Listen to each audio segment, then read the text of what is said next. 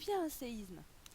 Alors en fait, les mouvements des plaques créent des contraintes permanentes dans les roches de la surface du globe.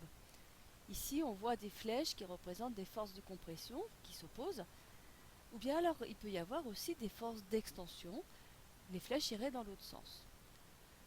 Ces roches qui sont soumises à des forces opposées sont quand même des solides qui sont très durs. Donc elles résistent. Elles résistent en se déformant et pendant ce temps-là, elles accumulent de l'énergie. Et puis au bout d'un certain temps, elles cassent. Elles cassent en un lieu appelé foyer, en profondeur. Cette cassure fait vibrer les roches tout autour et ces vibrations se propagent dans toutes les directions de l'espace, vers le bas, vers le haut, sur le côté.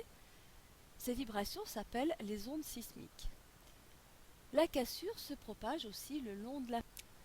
Et les deux blocs qui sont de chaque côté de la faille peuvent se déplacer plus ou moins suivant la force du séisme. La force du séisme dépend de l'énergie qui est libérée, donc de celle qui a été accumulée, au moment de la rupture. Et cette énergie qui est libérée au moment de la rupture s'appelle la magnitude. Elle est mesurée avec l'échelle de Richter. Les ondes sismiques continuent de se déplacer dans toutes les directions de l'espace. Comme il s'agit aussi des vibrations de la roche, elles font trembler le sol.